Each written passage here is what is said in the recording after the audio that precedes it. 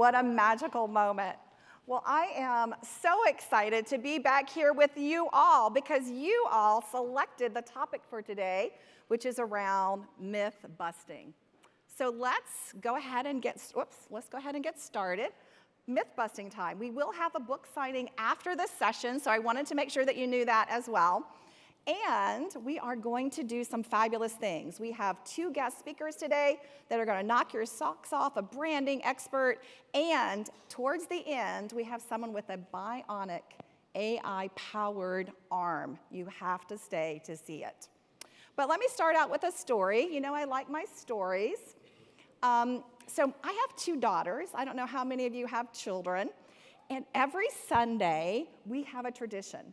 What we do is we make pancakes. We'll do blueberry pancakes, we'll do chocolate chip pancakes, strawberry pancakes. And one day, my 2 daughters came to me and they said, "Mom, can you make me this pancake?" And I looked at that and I said, "Of course, I can make you that pancake." Now, why do I show you this picture?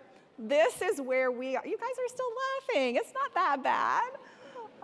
They did eat it, and they thought it was so cool. They posted it all over Instagram, by the way. But I show you that because that is where we are today with AI. We are not perfect, and I'm so proud of all of you for being here today because you are here. You're getting in early. You really are early into this particular area. Let me just make sure I set my timer here to go so I know when I am done. So we are going to talk a little bit about some of the flaws. I'm going to actually kick us off with a mandate. And this mandate is a talking photo. Now, I could not have done this last year, but this year I am. However, notice the robotic voice. It'll be a little different from some of the other stuff I show you a little bit later on. So here's our mandate for today's presentation. Hi, I'm Sandy Carter, author of AI First, Human Always. Once upon a time, there was an audience at South by Southwest that didn't want to just hear about things, but experience them and check out some new cool tools. This is that presentation. Okay, so here's where we're going to go. You see it's not perfect, but it's kind of fun, right? It's a talking video photograph. We're going to see more and more tools like this. In fact, what you're going to see is a bunch of facts and a bunch of stories and a bunch of demos. We're going to guide this by my favorite quote. I love quotes, which is, "Tell me the facts and I'll believe, but tell me a story and it will live in my heart forever." So that's what we're going to do. As we explore these 10 myths that we're going to talk about today, we're going to have some demos, we're going to have some stories, we're going to have some facts. We've got this amazing bionic arm. We've got an amazing storyteller. So let's get started. Are you guys ready? Okay, before we get started, I do want to give a big round of applause to our production crew here who made all this possible today. Can you give them a big round of applause?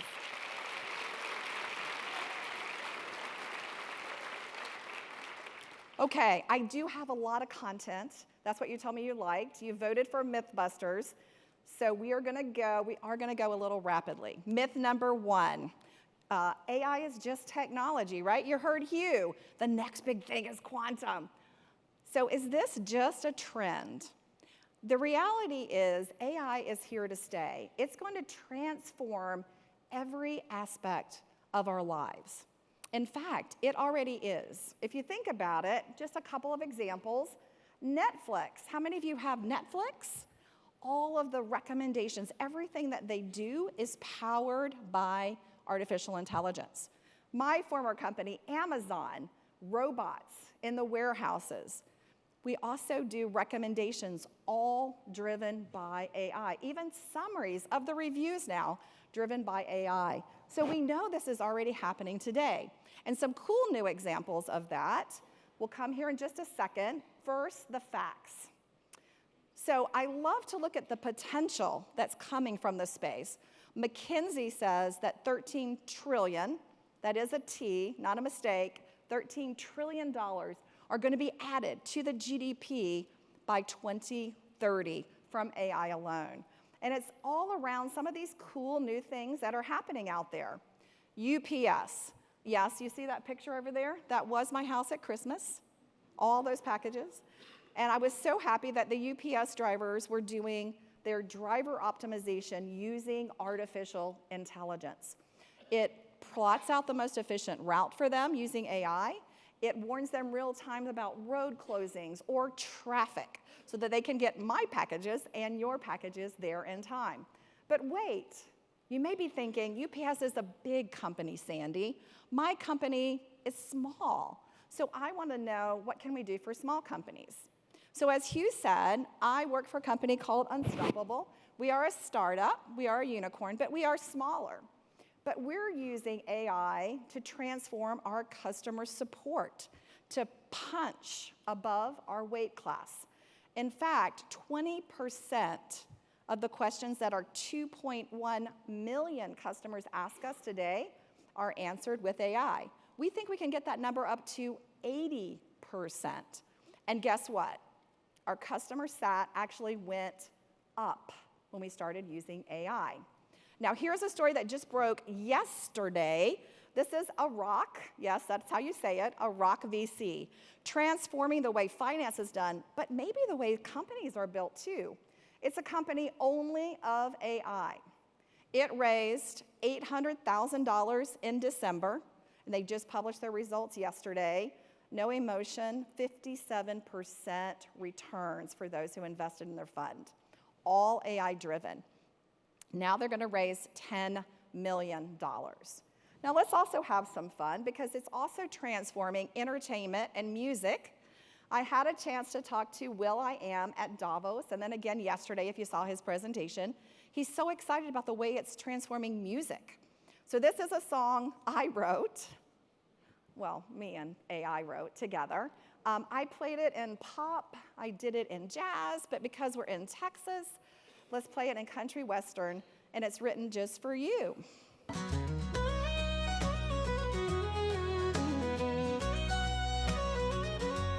Down in Austin, where the live oaks stand tall, SXSW draws crowds, I tell y'all. In a room where legends and dreaming come alive, I busted myths about AI, stories deep as the dive. And you know what? If I played you the chorus, it would get stuck in your head. I've been playing it over and over in my head for days. But that's pretty cool. And musicians are excited about that transformation, especially those who are really going to take advantage to create and disrupt. And you guys are the legends I was talking about because we have a personal call to action at the end of the presentation. Now, all this transformation is going to happen faster. If you heard Arvind yesterday from IBM, I am a past IBMer, he talked about quantum. Microsoft just announced a new chip that will speed up the acceleration of this AI transformation, not by decades, but by years. Doing that by driving new data, making AI learning models faster, and giving us more advanced AI. Okay, so my prediction is that AI will move more quickly than any other technology out there, moving from experimentation to real production. So what's my advice for all of you? Create your AI-first strategy, and go ahead and maybe even form your own company startup hub so you can start experimenting with all of these two new technologies. On Monday, I had a heartbreaking breakfast with a woman from a company whose company forbids her to use AI. I think that that company is not going to be around for a long time. In fact, she said she could get fired for using AI. So don't be that company. Make sure you're creating your AI-first strategy today. Okay, we're going to go to myth 2. I cannot trust AI. In reality, AI can be trusted if, there's a big if you use it responsibly, if you check out companies and how they are using it responsibly as well. So let's look at some facts, okay? Now this is really fascinating to me. This is from Edelman, the Trust Barometer, and they looked at the percentage of adults who say they trust AI technology. Well, if you look at the numbers, India and China lead the pack, over 70%. Brazil, where is my Brazilian congregation? Are you here? Yeah. So my Brazil friends, 50% of you trust AI, And then look at the bottom of the pack, the United States and Germany, very low on the trust factor. Now, why is that? Why do people not trust AI?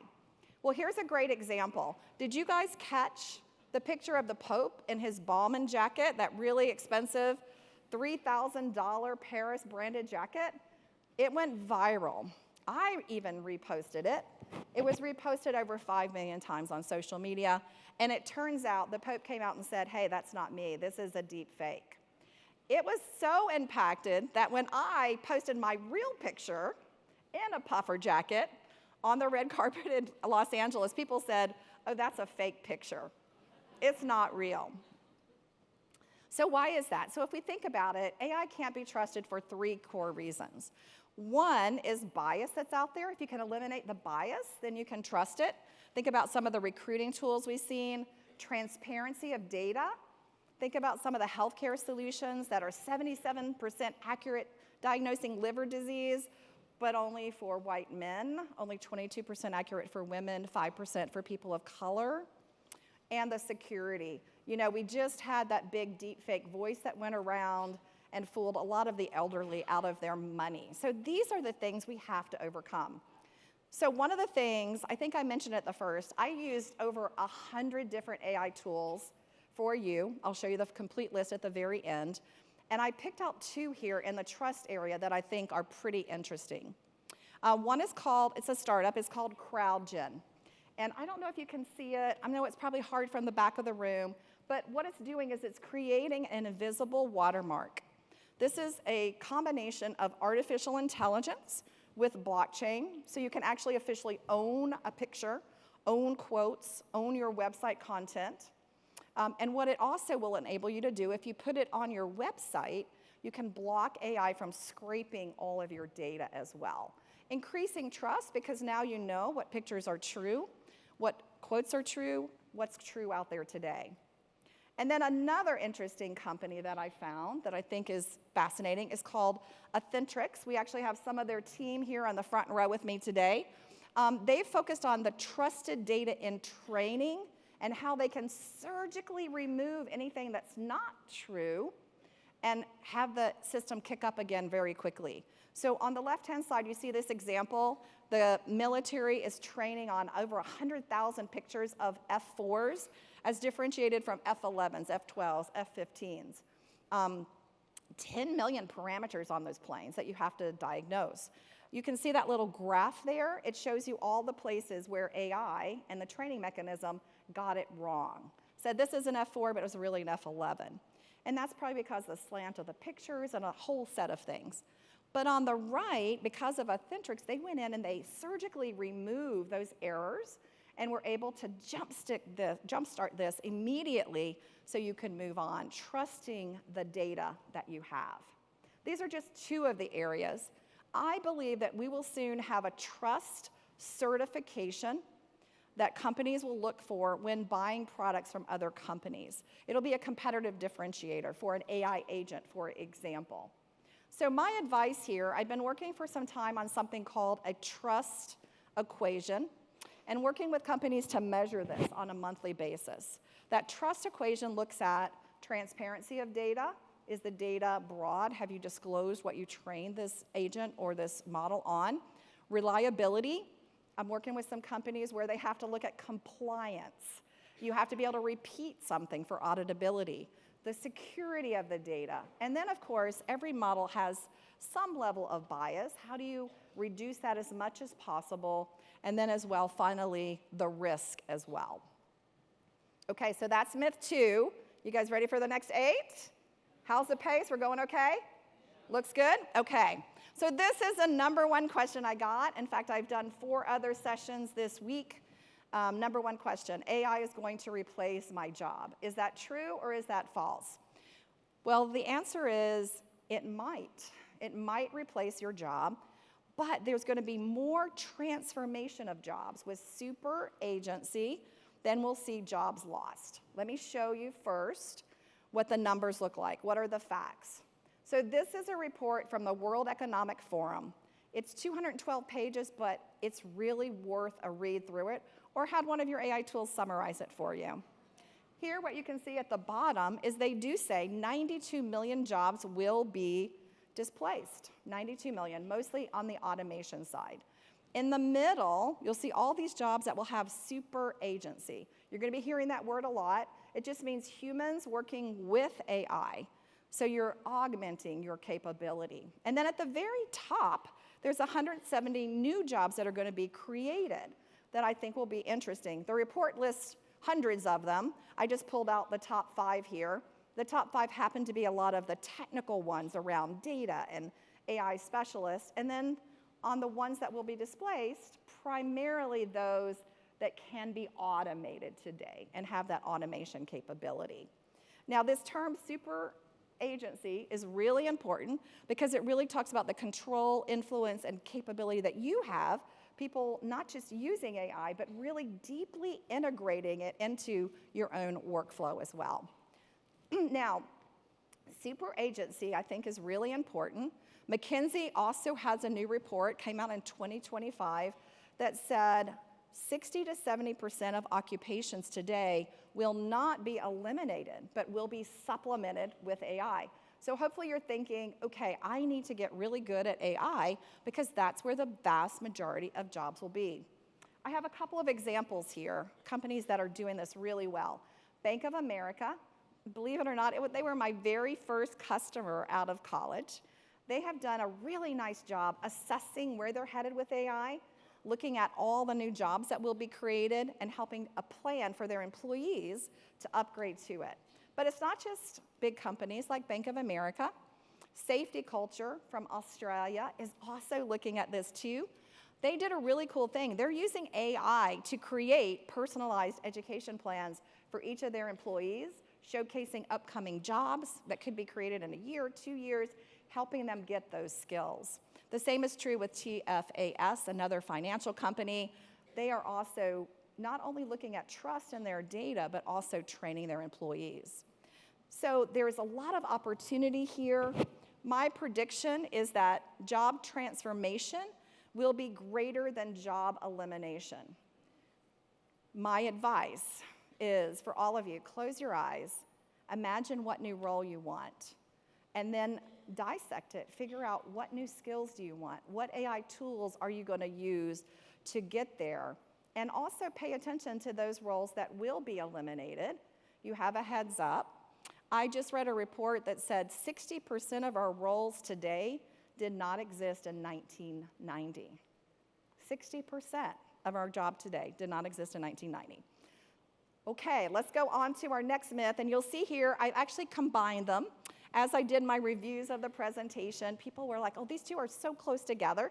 So this is actually myth 4 and 8, which is my brand won't be impacted by AI, and I'm definitely not turning down SEO or search engine optimization.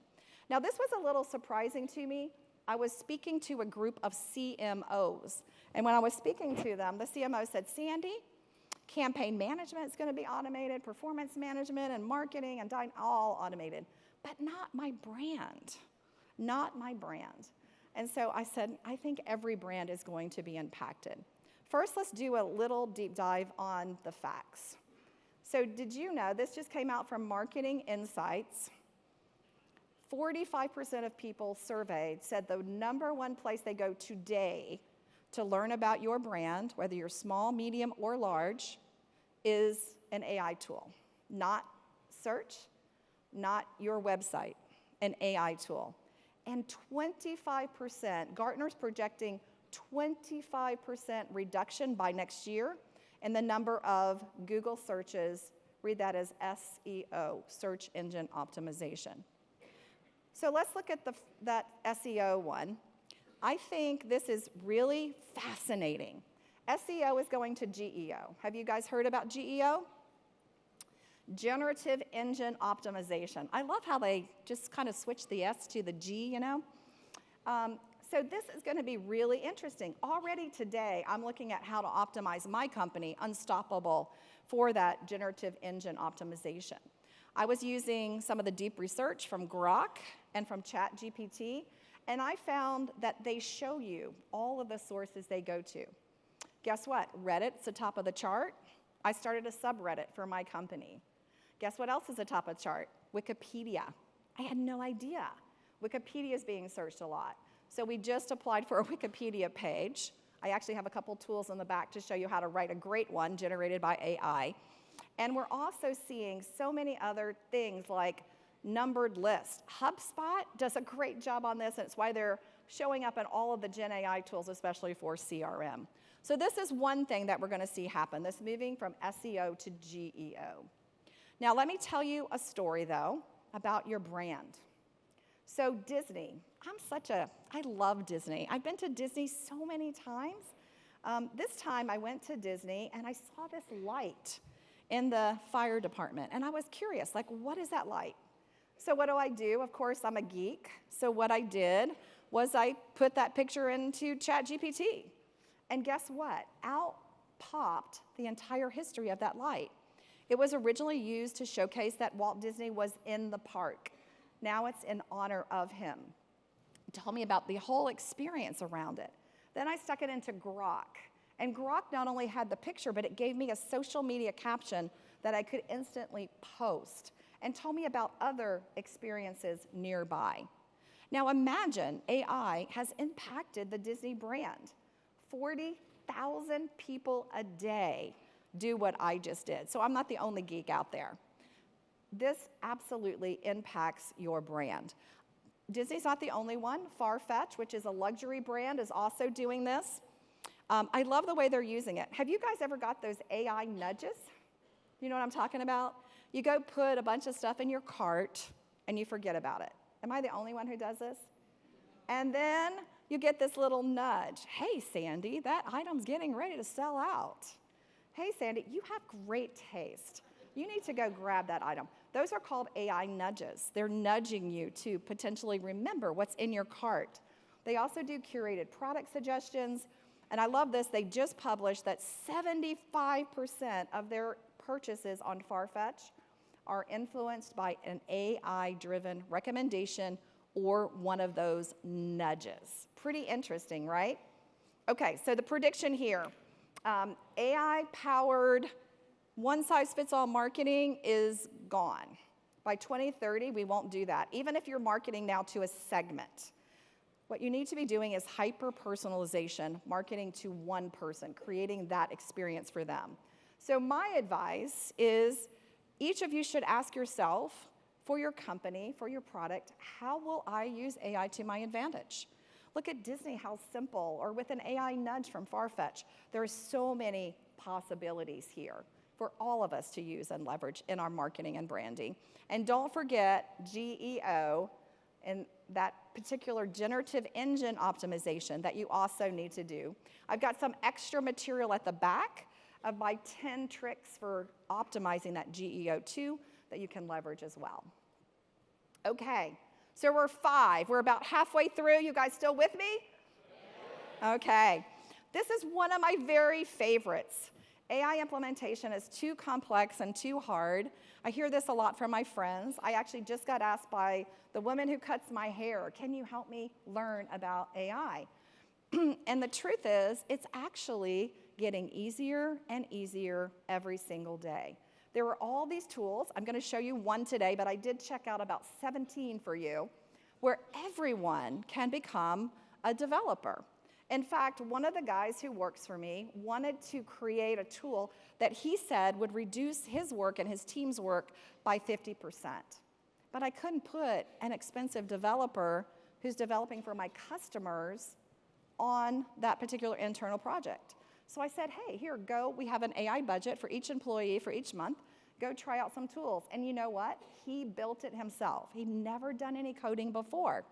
And he is now using it. Now, is it production ready? No. In fact, all you coders in the room are like, I could break that. You probably could, but it's useful to him and powerful to him.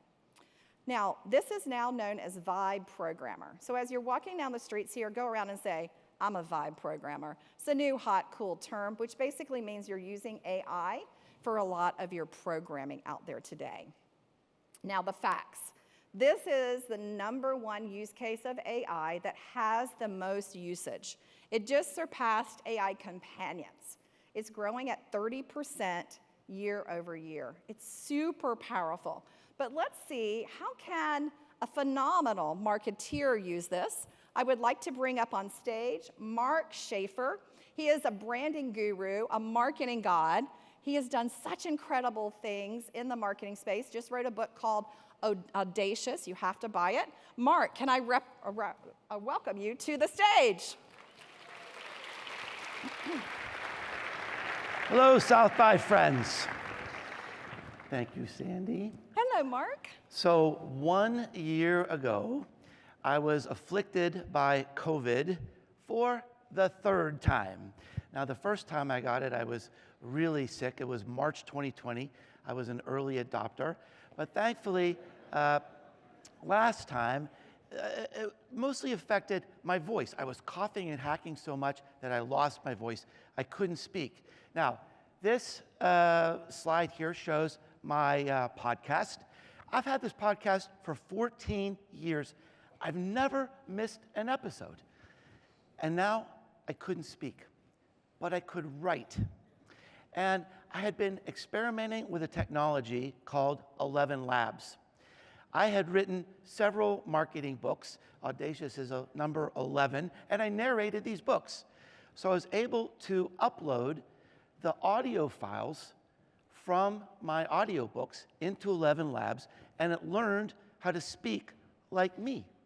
So it read the script, and here's a snippet from the podcast that was completely AI generated. Might seem a little spooky, but I also hope that it fills you with inspiration and new ideas. How will AI make you a better and more accessible business leader? How could it give a voice to those in your company who need to be heard? What does this mean for your content creation of the future? I wonder, as you listen to this show, did you forget that it's not me? So pretty cool. But that was just the beginning of the magic. After this episode aired, I got a call from a friend, and his voice was full of emotion. He said, Mark, when I heard this episode, I had an idea. My best friend is dying from ALS. He's lost all control of his muscle function, including his voice. The only way he can communicate is by looking at a specialized keyboard, looking at the letters, and he can pick out words, he can pick out sentences for his friends. Now, he told me my friend was a minister. He had all these sermons online.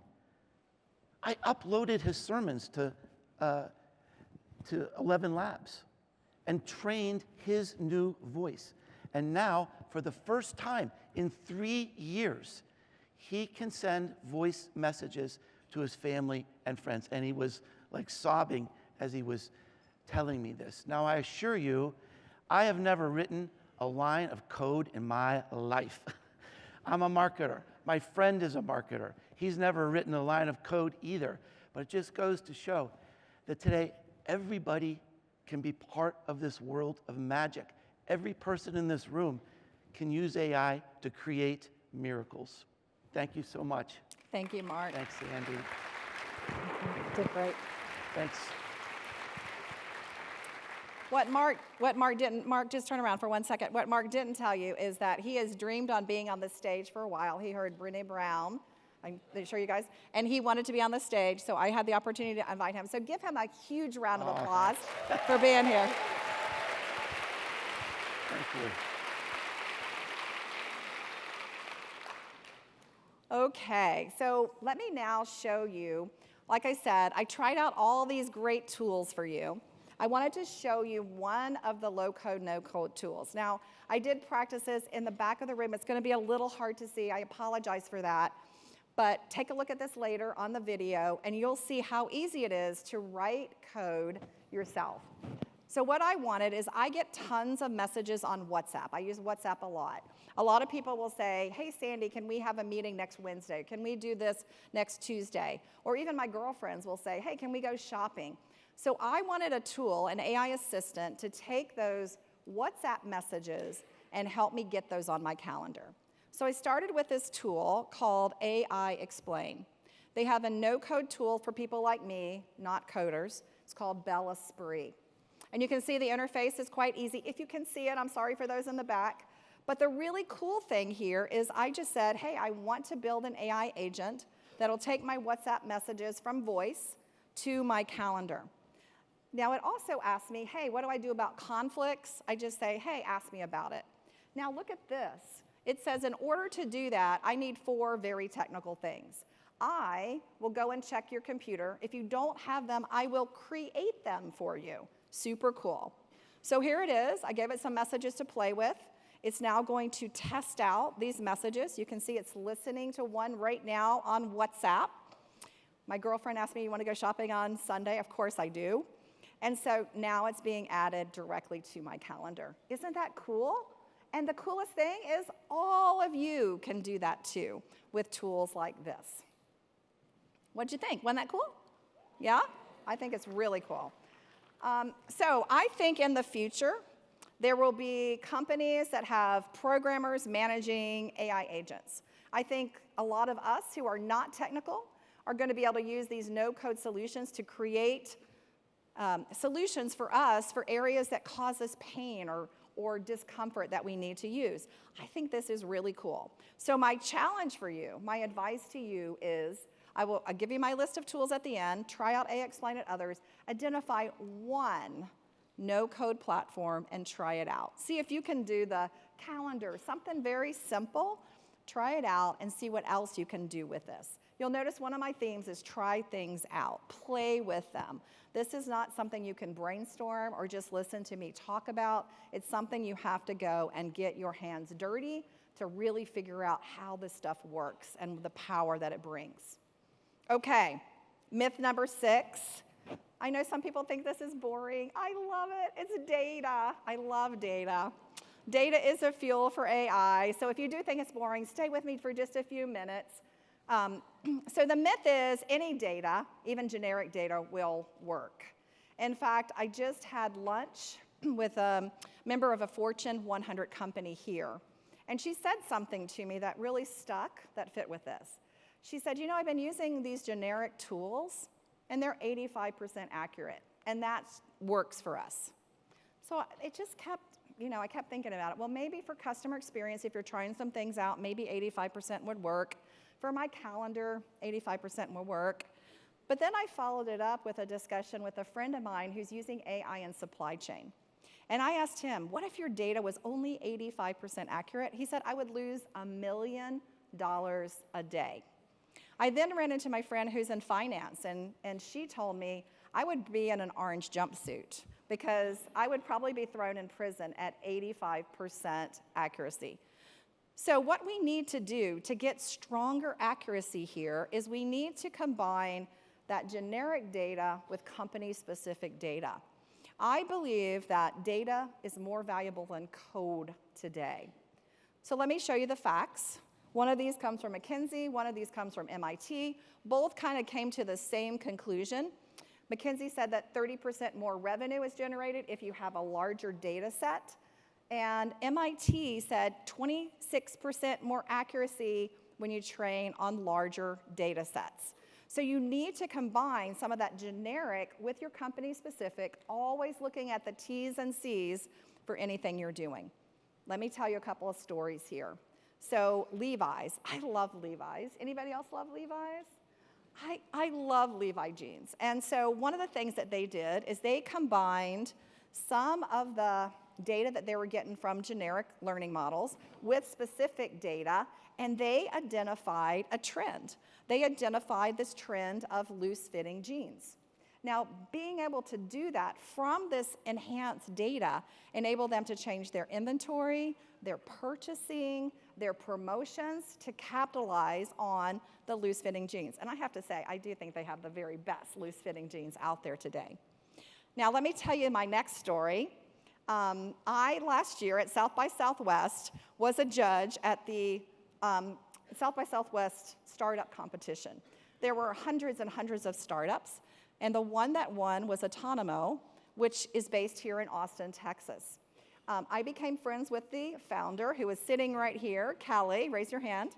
And I knew he was going to do great, not just because he won the competition, but he was the only founder that I asked about their data who could answer the question. He knew where his data was coming from. Really super important in a healthcare solution. So since then, he's gone on to do great things. He's partnered with AstraZeneca.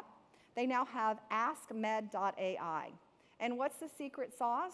It's that comprehensive healthcare data that he's bringing in from 400 million patients, from research articles, combined with your specific data. This will allow them to create this highly predictive patient model to really recognize what patients need to focus on, and has really accelerated their care coordination from the data. So data is super sexy, right, Kelly? Super sexy. So you might want to come talk to him about what they've been doing. It's pretty fabulous. So my prediction here is, oh, I forgot to tell you, we've actually run out of data too. Did you guys know that? I just read an article that said that AI has now scraped almost all of the English websites that are out there. Almost all. So AI is going out every day to find new data, new sources. They want to get new data coming in. So I think my prediction is that data marketplaces are going to surge, like those on Hugging Face, for example, where you can go and buy data. Now, if you are a company out there, your data is super valuable. So treat your data like capital, like a product. Think about ways to monetize it within your own company and sometimes without your own company. It's very precious. It's not boring. Super, super exciting. Okay, this is my favorite myth. Are you guys ready for this one? Because it's all about AI agents. You guys have been hearing about agents, right? In fact, I just talked to a group of CIOs. 89% of the Fortune 500 CIOs said that agents is part of their 2025 strategy. 89%. So what's the myth? The myth is it's all about LLMs. LLM is a large language model. It's really the basis for which everything else from AI is pulled from. So it's not only about LLMs, it's now also about this next layer, which is about the apps and the agents. So let me show you some facts about this, because I think it's really fascinating. So this is the performance and cost ratio. And what you can see with the entrance of DeepSeek, if you guys remember, DeepSeek came in from China, lowering cost. And then Google came in with their flash thinking, lowering cost. And then we've got open source now coming in for learning models too. Meta, or Facebook, has been doing this for a while. DeepSeek is doing open source. All of this is commoditizing this large language model. In fact, I was talking to a reporter on Tuesday, and he said, you know, I really can't differentiate between all of the LLMs anymore. They seem pretty much the same. Now, there is a couple of cases where that's not true, and I find this fascinating. So we are now seeing the emergence of country learning models, country-based models that everything is based on. So, you know, let's take an example of typing a question into OpenAI or ChatGPT, and as well DeepSeek from China. You're going to get two different perspectives on history, on culture, very different. So much so now that I played around with the large language model from India. Velvet is a large language model from Italy. I couldn't find one yet from Brazil. Maybe there is one coming. But Saudi Arabia actually just did an Arabic large language model that they're now sharing with all of the Arabic countries. So we will see some differentiation in LLMs from those countries. We're also seeing it on industry. So we're here in the IBM track. Thank you, IBM, for sponsoring us. They have a really cool industry LLM, which is called Granite. And Granite actually differentiates some of the learning by industry that is specific as well. However, I still think the most important thing today is going to be around agents. And I'm talking about a switch from B to B, B to C. You know how we've been doing that for at least as long as I've been doing my career. We're now going to see agent to agent, A to A. We're going to see B to A, business to agent. We're going to see person to agent as well. All of these will come out. Let me show you an example of what I mean. An agent has logic built into it so it can make decisions. So this is an example, booking a vacation. Now, don't tell anybody, but this is why I always try to get my husband to book our vacations. This is pretty complicated, right? You have to get your flight, you have to coordinate with your hotel, you've got to book activities for the whole family, check out restaurants. It's a lot of work, right? It's basically you interfacing with all of these business sites or B2C that's out there. But what does the world look like in an agent economy? So this is what it looks like. Take a look at the purple block in the center. Consumer AI agent. Now that's an agent that interfaces with me as a person. So it's A to P, agent to person. I've trained that agent on all my preferences. I like a certain hotel, I like American Airlines, I want to always be at the beach. It knows my preferences. Now look what that agent is interfacing with. A flight agent, a hotel agent. So now we've got the A to A, right? Agent talking to an agent. But look at the flight agent. The flight agent's going to talk to businesses, B to A, business to agent. It might talk to a United agent, an American agent, an Expedia agent. And so you can see how this will be automated, autonomous, and use of agents. I couldn't find a company that did this today. There were a lot of startups that came and showed me the start of something. It is pretty complicated, but this is coming. But here's what I did find. I went to California. One of my favorite places in California to have pizza is Pizza My Heart. Anybody ever eaten there? Yeah, right? It's good pizza. Did you know that now they have an agent? And just for you guys, I had to order a pizza with the agent. And so I got online. I'm sorry, this is probably hard to read, but I asked the agent, hey, do you deliver to my location? It said yes, and it started being a little sassy, a little surfer-ish, and I found out that it's Jimmy the Surfer. All the advertising for Pizza My Heart is done with Jimmy the Surfer. So they kept Jimmy the Surfer as my agent, so it's gonna be a little surfish as it's talking to me. Again, another brand experience impact. Now, I said, I'm thinking about ordering this pizza. Would you recommend something else? Do you know it ordered my new favorite pizza? Sausage, hot honey, and garlic. I know, it doesn't sound great, but it turned out to be fabulous. I was actually able to pay the agent too. This is what the new world will look like. It's a simple example, but I think really cool. Now, let me show you one more. This one will zip by pretty quickly, but it's another company that I've been talking to called ERP.ai. I don't know if the founder is here or not. He was going to come and listen in. This is really cool for small businesses. There are 30 million small businesses in the US alone. Only 2 million use software tools today that are automating CRM. Another 13 million use spreadsheets, and the rest use nothing because of the complexity and the expense. So what they've done is they've created a way to create an agent to create your CRM and to dissect different problems. So let me show you one. So this is going to go really fast, but what I wanted to know is I have an increase coming in my business of 20%. So can you help me figure out all the different places that I need to think through? So here you can see I'm having it show its work so I can trust it. It's looking at operations, it's looking at production schedules, it's looking at marketing. I asked it to build me a graph, and so it's looking at my assessment process, it's looking at how I might have to do my inventory, how far ahead do I have to order certain things in order to meet that 20%. All done in an agent. It probably took me 2 or 3 minutes. That's why I sped it up a little bit. But I think this is really impressive for what we're going to see coming down the pike. Now, I wanted to put this in because it is a warning. You need to also watch how you talk to your agents. You need to watch how you're talking to your agent. So this is an example of me complimenting my agent, helping me out. Some people might think this is silly, but I think it's really valuable. Here's why. The other day, I answered a phone call, and I was chatting with it, and I thought after a little while, this isn't a person. So I said, are you an agent? And he came back and said, yes, I'm an AI agent from Simple AI. Try out the tool, it's super cool. So at the end of my conversation with the Simple AI agent, it asked me to rate it, right, like you usually do. But then it gave me a rating too. So think about Uber. At the end of your Uber, you rate your driver, but your driver rates you. So this is going to happen.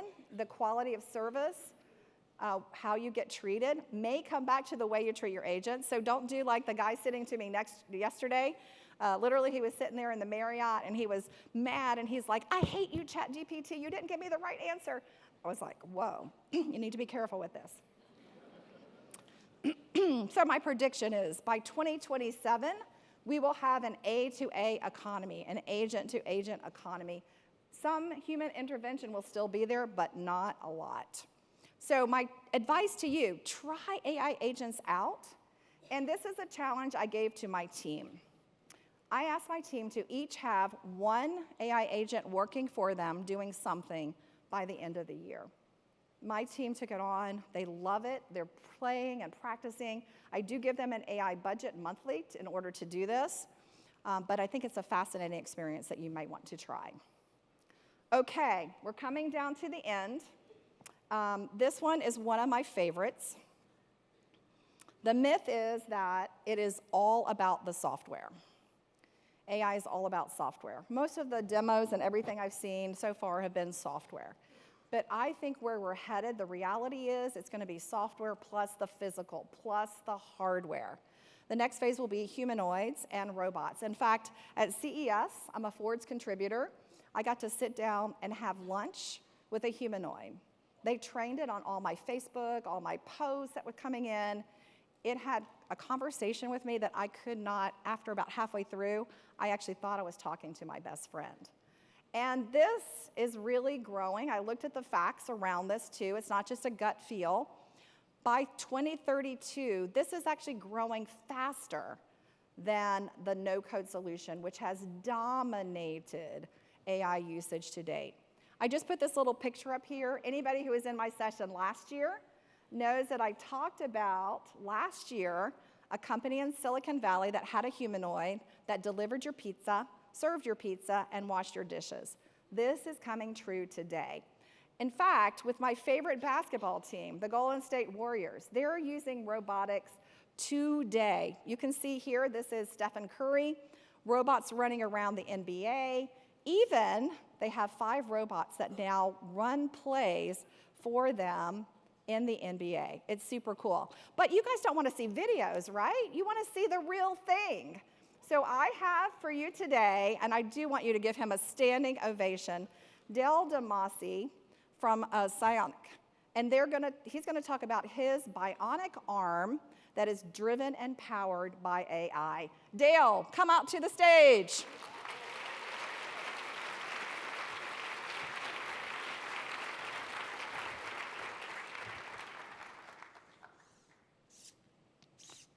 Awesome. Thank you. Well, thank you for having me, Sandy. So my journey with prosthetics started a little over 40 years ago. When I was a kid, I was born without my right hand, and the prosthetics that were available at the time were not really adequate to a lot of the tasks that a young kid who's very active is going to encounter in their day-to-day. And like a lot of people who were my age, I grew up on Star Wars, and I saw when Luke Skywalker, after he lost his hand, got this really awesome bionic hand.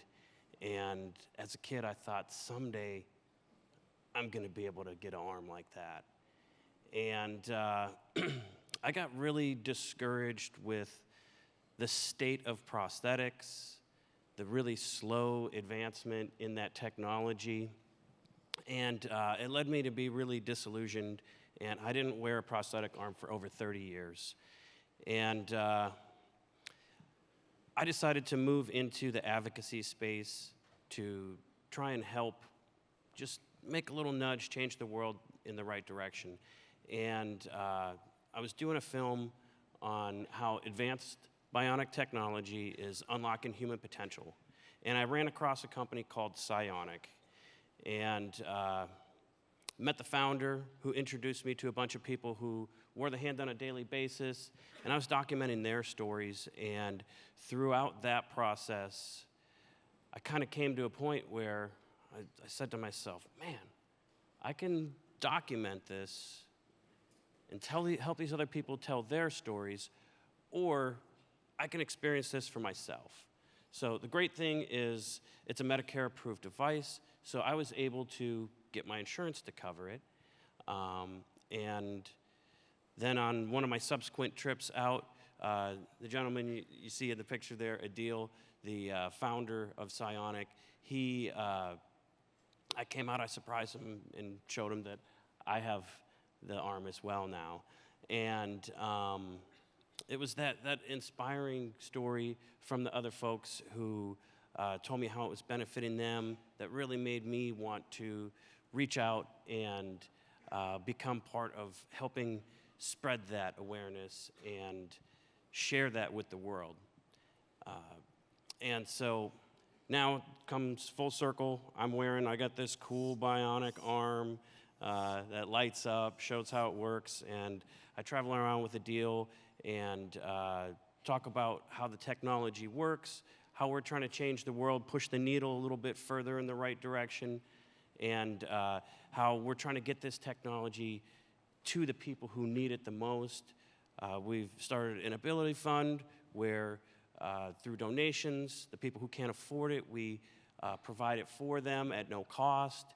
And we're just trying to do what we can to make this as accessible to everyone as possible. And Now, tell them about when I shake your hand. Yeah, absolutely. What do you, so you can actually feel that, right? Yes. So we've got 30 different sensors in the fingers, and I can switch through different grips, can do a lot of different things, but I can also get touch feedback, and I can feel when I grab Sandy's hand. Isn't that amazing? Through AI. Pretty cool. And you can do the fist bump too, right? Absolutely. Look at all those signals Let me going. switch grips here real quick. Okay. Give you a good fist bump. Mm-hmm. Super cool. And this is possible now because of the advancements of AI and all the work that Adil and Dale are doing.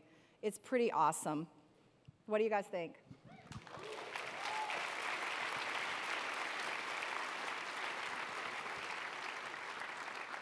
You guys can give him a bigger round of applause. Like he is, like look at that, it's really cool. There you go.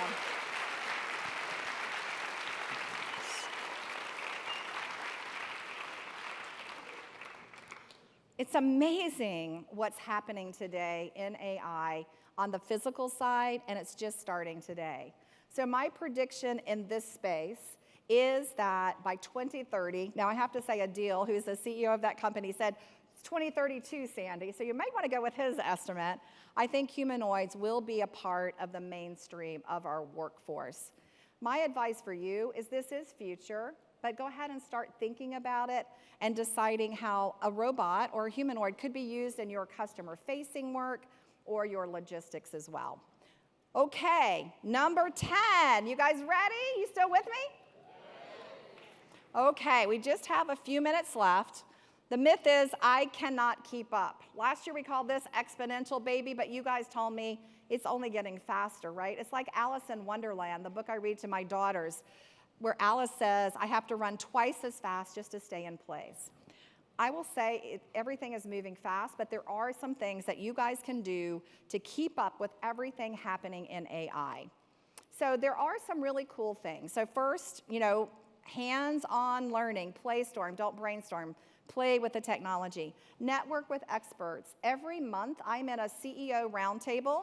We share AI ideas together and exchange things. Attend industry events like you guys are doing here. Tons of newsletters. I will also include a set of newsletters too.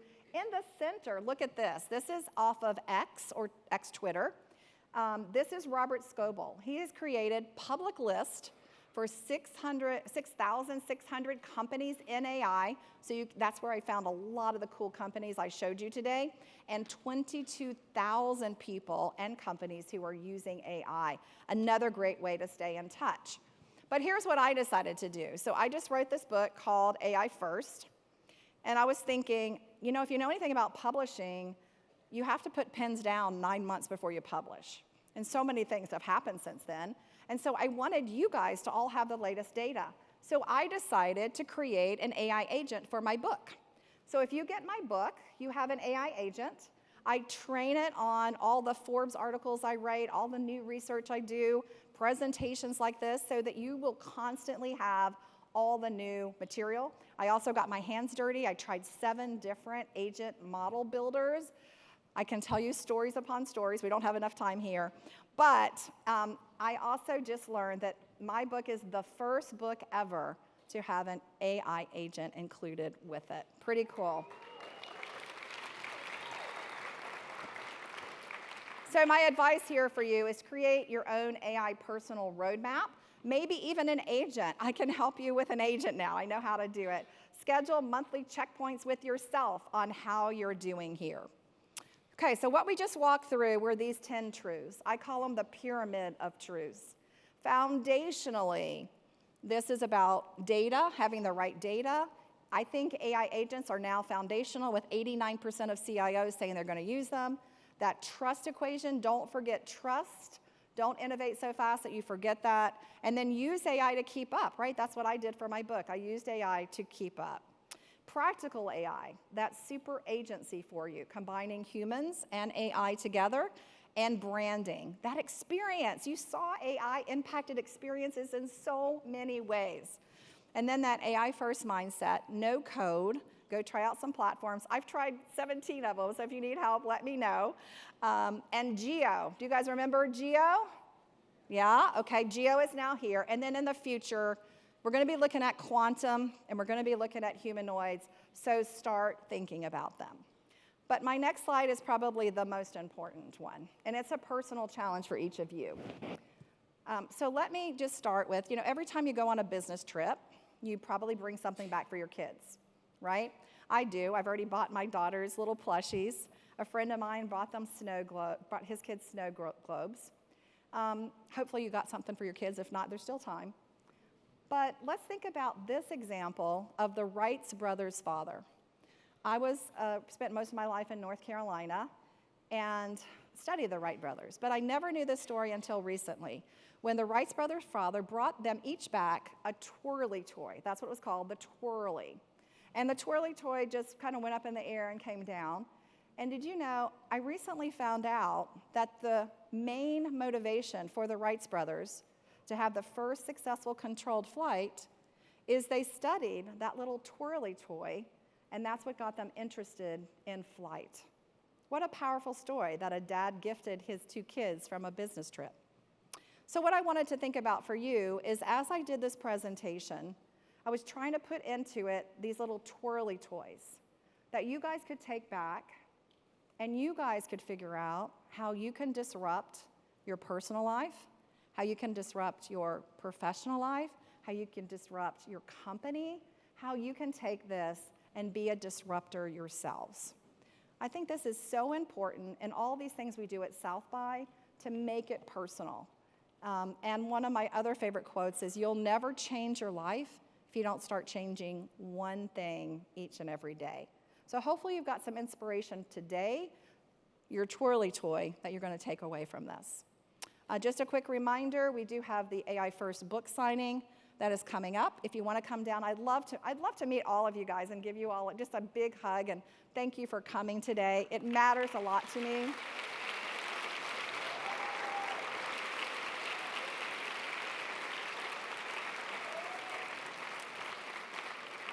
Thank you. And then just 2 extra slides for you. I won't talk to them, but I have the myths and the truths on one slide. I know sometimes you guys like to take pictures of that. And then the final one, all my hard work here, which is the 100 tools that I tried out just for you guys. Literally 100. I think there was 101. I think I left Hugging Face off of this. I did. So there was 101 tools that I tried out for you guys. Thank you again. I really love speaking to you guys. Thank you.